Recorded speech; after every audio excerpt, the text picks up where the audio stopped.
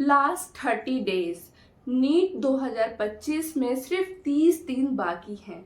तो क्या ये पॉसिबल है कि हमारे अभी मॉक टेस्ट में जितने भी स्कोर आ रहे हैं उससे हम 150, 200, 250 नंबर तक इंक्रीज कर पाए नीट एग्जाम में। So hello everyone, this is Jyoti, welcome back to the channel. Mock test में मार्क्स इंप्रूव करने वाले डाउट है, इस वीडियो में पर्टिकुलर इसी चीज पर बात करेंगे। बहुत सारे स्टूडेंट्स कमेंट कर रहे हैं, टेलीग्राम पर मैसेज कर रहे हैं कि दी अभी हमारे मॉक टेस्ट में 400, 450, 500 तक स्कोर आ रहा है, क्या हमारे नीट में सिलेक्शन हो पाएगा? तो मैं आपको बता दूं कि मैं एक पर्टिकुलर मार्क्स की बात नहीं करूंगी मॉक टेस्ट में, क्योंकि सारे बच्चों की कैटेगरी अलग अलग है और सब जो स्टेट की कट ऑफ है या जो भी ऑल इंडिया से लेना चाहते हैं सबकी कट ऑफ अलग अलग है। तो कितना उनको स्कोर करना है उसके अकॉर्डिंग उनके मॉक टेस्ट में मार्क्स आने चाहिए। मान लो अभी आपके जितने ही मार्क्स आ रहे हो उससे आपको अगर 150, 200, 250 नंबर तक इंक्रीज करना है तो हाँ, ये लास्ट 30 डेज जो है ये आपके लिए सफिशियंट है 200, 250 तक मार्क्स को इम्प्रूव करने में।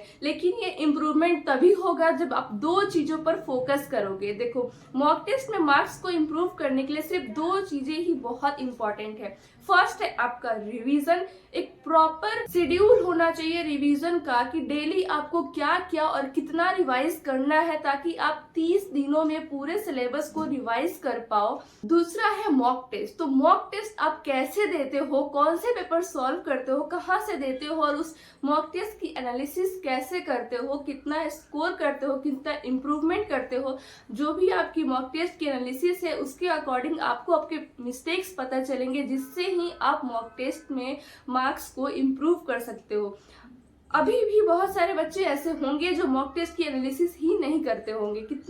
इतनी बार बोलने के बावजूद भी आप मॉक टेस्ट की एनालिसिस नहीं कर रहे हो तो कहाँ से आपके मार्क्स में इम्प्रूवमेंट दिखेगी? कुछ बच्चे मेंटरशिप में भी ज्वाइन होकर और मेहनत नहीं कर रहे हैं, मॉक टेस्ट अच्छे से अटेम्प्ट नहीं कर रहे, तो उनके मार्क्स इम्प्रूव नहीं हो। मेंटरशिप देने का मतलब ये नहीं है कि हम सिर्फ आपको सब कुछ टारगेट दें, मॉक टेस्ट बताए, सब कुछ बताए, लेकिन आप उतनी स्ट्रगल ही नहीं कर रहे, उतनी मेहनत ही नहीं कर रहे हो जिससे आपके मार्क्स इम्प्रूव हो। जो स्टूडेंट इन दो चीजों पर फोकस कर लिया ना, इन दो चीजों को सुधार लिया ना, उसके मार्क्स जरूर से जरूर इम्प्रूव हो जाएंगे। और बहुत सारे बच्चे तो ये पूछ रहे हैं कि क्या दीदी सच में हमारे मार्क्स इम्प्रूव हो पाएंगे क्या? बस 30 दिन ही बचे हैं तो 30 दिन में कैसे अपने मार्क्स को इम्प्रूव करें? तो मैंने बस दो चीजें बताई, रिवीजन और मॉक टेस्ट। रिवीजन अच्छे से करो, डेली टारगेट्स बनाओ और ऐसा 15 दिन का या 10 दिन का जो भी आपको, मैंने पहले वीडियो बनाया था कि 30 डेज में कैसे आपको 15 का 2 पार्ट करके स्लॉट बना के और आपको 15 डेज में एक बार पूरे सिलेबस को याद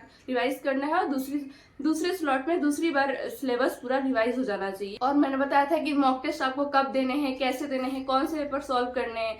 तो और भी और अगर कोई डाउट है आपको मॉक टेस्ट से रिलेटेड या रिवीजन से रिलेटेड, कैसे करें, कब करें, कितना पार्ट पढ़ना है एक दिन में, तो उसके लिए आप टेलीग्राम पर मैसेज कर सकते हो। जो रिवीजन है वो आपका प्रॉपर होना चाहिए, मतलब कौन सी चीजें रिवाइज करनी है, कहाँ से करनी है। अभी जो है ना, अभी बहुत सारे बच्चे डाइवर्ट हो रहे होंगे, डिस्ट्रैक्ट हो रहे होंगे, लेकिन ये जो स्टूडेंट्स ये सारे डिस्ट्रैक्शन को दूर करके सिर्फ अपनी स्टडी पे फोकस करेगा ना, उसका अच्छे से रिवीजन भी होगा, मॉक टेस्ट से ही मार्क्स इंप्रूव होंगे और उसका नीट में भी स्कोर अच्छा होगा। अभी रिवीजन के लिए आपको सिर्फ एक रिसोर्स पर फोकस करना है। तीनों सब्जेक्ट के लिए सिर्फ एक एक रिसोर्सेज ही रखो, क्वेश्चन प्रैक्टिस के लिए या फिर रिविजन के लिए।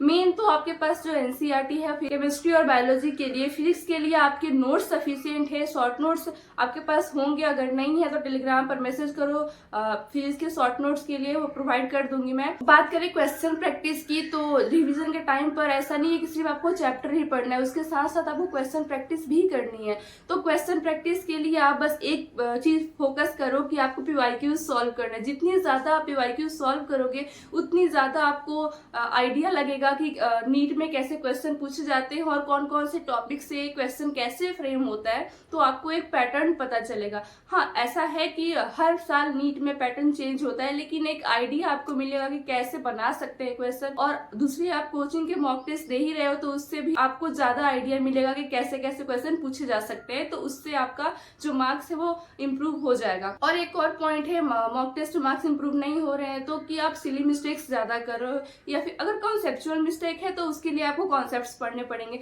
लेकिन अगर कोई सिली मिस्टेक्स है तो उसके लिए आपको क्वेश्चन प्रैक्टिस ज्यादा करनी होगी। एनसीईआरटी के हर एक लाइन को थॉरली पढ़ो। एनसीईआरटी के हर लाइन, जो बायो की एनसीईआरटी है अपने पास, उसकी हर लाइन इंपॉर्टेंट है, उसके हर लाइन से क्वेश्चन फ्रेम हो जाते हैं, तो आपको उस एनसीईआरटी को ही थॉरली पढ़नी है। कोई बायो में नोट्स नहीं पढ़ना है, सिर्फ एनसीईआरटी पर फोकस करो, उसी को बार बार पढ़ो और एनसीईआरटी बेस्ड ही क्वेश्चन करो। जो इतनी चीजें मैंने बताई है मोर देन इनफ है आपके मॉक टेस्ट में मार्क्स को इम्प्रूव करने के। इससे ज्यादा आपको कुछ भी नहीं करना है, इसी को सीरियसली फॉलो करो और नेक्स्ट मॉक टेस्ट में अपने इम्प्रूवमेंट को देखो कि कितने मार्क्स आप इम्प्रूव करो। मान लो इस मॉक टेस्ट में आप अभी आज दिया कोई मॉक टेस्ट, आप 450 स्कोर कर रहे हो, तो नेक्स्ट मॉक टेस्ट में ऐसा टारगेट रखो कि 470 या 480 स्कोर करोगे। ऐसा नहीं है कि इस मॉक टेस्ट में 450 आ रहे हैं तो नेक्स्ट मॉक टेस्ट का आप ऐसा टारगेट बनाओ कि 600 आ जाएंगे। ऐसा बिल्कुल पॉसिबल नहीं है। धीरे धीरे मार्क्स आपके इम्प्रूव होंगे। और भी कोई आपको डाउट हो कि कैसे टारगेट बनाए, कैसे क्या करना चाहिए मॉक टेस्ट में और